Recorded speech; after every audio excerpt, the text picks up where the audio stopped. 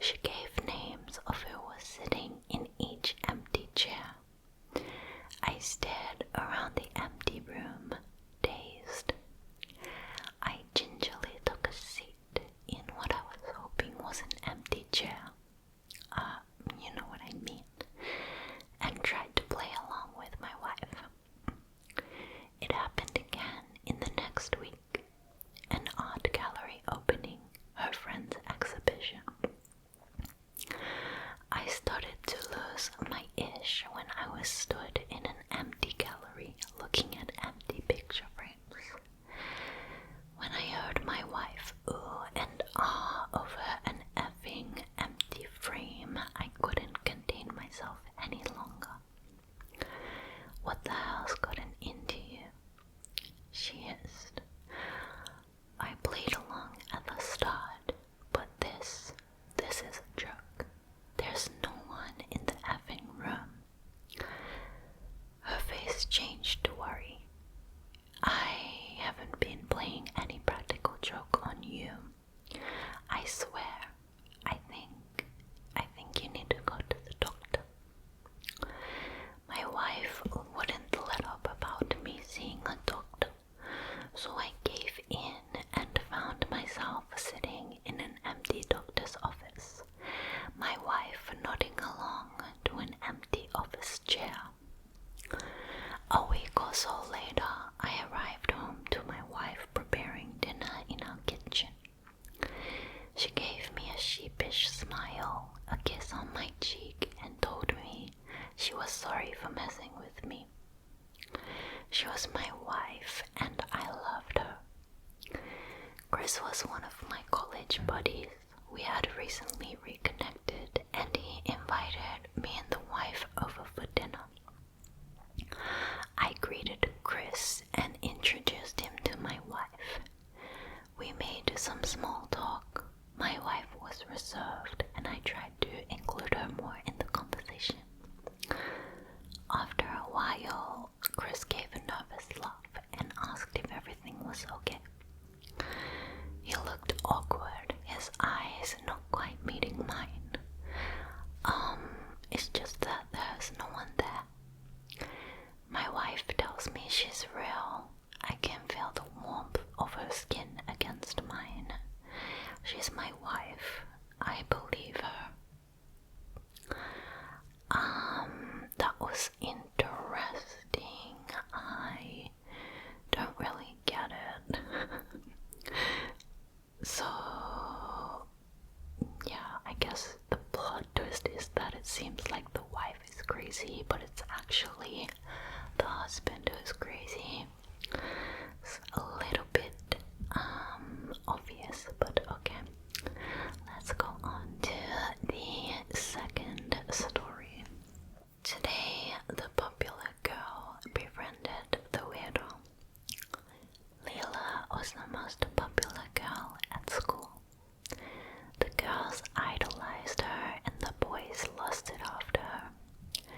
She sat next to Arnold in algebra, but she strongly preferred not to. Arnold was the class weirdo. He was socially inept, smelled a bit funky, and would always read manga and comics during study period. Leela would occasionally strike up a conversation with him, but would soon regret it when she was met with uncomfortable silences and awkward tension. Behind his back, Leela would mock him around her friends. She wasn't sure why, probably because it made her feel superior. In turn, her friends would taunt him to his face.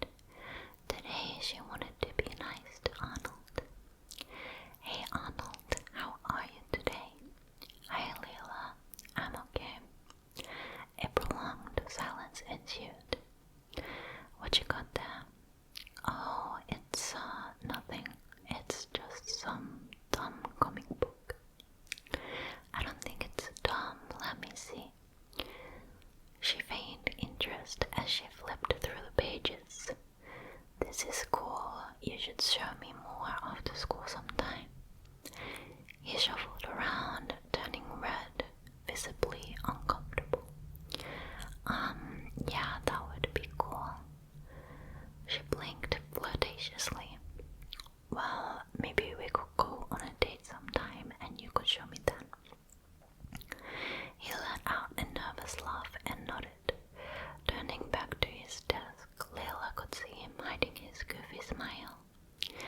Today, Layla wanted to be nice to Arnold. Today, she wanted Arnold to like her. She hoped that Arnold would want to see her again. Because in class today, Layla caught a glimpse of the gun hiding in Arnold's bag. Yes, that is very American, isn't it? If I saw a gun hiding in someone's bag, I would also probably be nice to them. Okay, let's go to the next one, which is called Would I Be a Terrible Wife If I Didn't Want Any Kids? I never wanted kids. That was my husband. I remember after giving birth to our son, he held him and said, his name will be Mason because he's my son. The prick thought it was so funny. I only married him because I wasn't getting any younger. Also, he was incredibly desperate and rich. I wasn't excited about raising our son, but was excited to be a stay-at-home mom. After all, going to work sucked. But after 5 years of raising the little, I guess I had a midlife crisis. Life seemed bleak, too bleak. That's when I had the affair. Yeah, I know. It was with his brother. That was a bad thing to do. But God, it was thrilling. Until Mason walked in on us in an intimate moment. I couldn't allow him to tell my husband. Everything was in his name. I didn't even have a single dollar. All it would take was, why was Mommy wrestling with Uncle Randy? My life would be over. It was a lot easier to kill Mason than I thought it would be. Kids will eat anything you make for them, including poison. This would be better for everyone. There was just one little hiccup. The damn kid was haunting me. Well, that might be a stretch. Haunting. The kid's ghost didn't even know he was dead. The kid mostly just played in his room, did his little cartwheels. He asked me when he was going to start kindergarten, and I said, soon. He rubbed his tummy and asked why it hurt. I scratched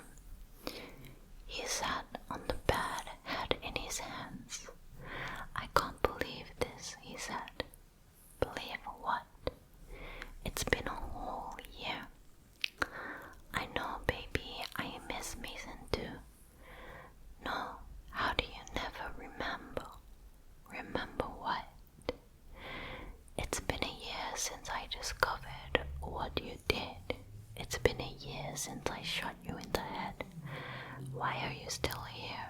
Why won't you leave me alone? Okay, so that seemed like another plot twist, like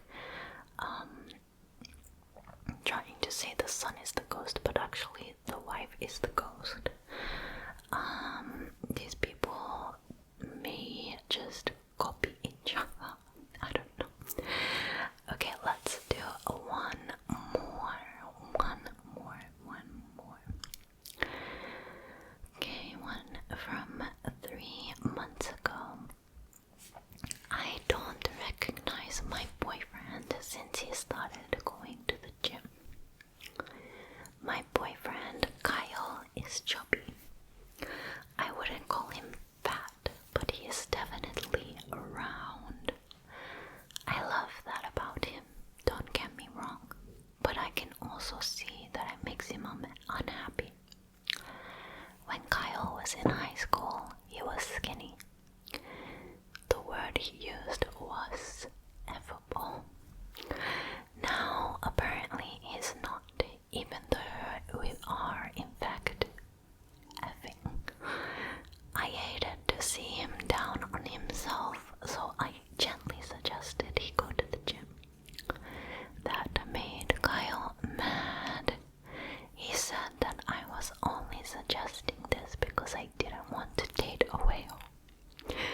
I stayed calm and explained that I would even help him lose weight. He asked if I would go to the gym with him, but I reminded him that I have diabetes. It was too difficult to keep track of my blood sugar when exercising constantly. However, I would worry about meal planning and cooking, so he could focus exclusively on working out. He agreed, and the results were almost instant. The weight was flying off him. Yeah, I was excited to see my boyfriend getting hot, but mostly I was happy that he started feeling better about himself. I was proud to have helped him change for the better, but then he started doubling the amount of time he spent in the gym. 90 minutes twice a day, 6 times a week. He was obsessed with gaining muscle. He stopped being the cheery guy I knew and became moody and violent. I thought I could love my boyfriend no matter what, but then I stumbled upon his performance enhancers. When I confronted him, explaining how dangerous steroids are, he lost it, yelling in my face how I'm the one who pushed him down this path in the first place. I tried to calmly express my feelings, but got slapped in the face. I didn't recognize who my boyfriend had become. I knew it was the steroids. I tried to get rid of them to save my boyfriend. That was a huge mistake. His outburst that time sent me to the hospital. I wanted to leave him, I really did, but he wouldn't let me. I was his dietitian, and he needed me to cook and feed him. Instead, I tried to embrace the situation. Honey, can I help you with your shot today? Kyle was getting so bulky that it was hard to reach his backside for his daily shot. He was thrilled to let me do it. I filled the syringe, stuck it in its backside, and pressed down the plunger. An hour later, Kyle said he was feeling dizzy. Shortly after, he had a seizure and then went into a coma. I called the paramedics, and when they arrived, I told them all about his steroid use. They were certain that the steroids caused this to happen. I'm glad they didn't look any closer, because they would have seen that I shot him full of a load of my insulin. Okay, well, Personally, I did not find any of those stories scary. But what did you think? So I did want to read some no-sleep stories, but you do have to ask permission from those authors and receive consent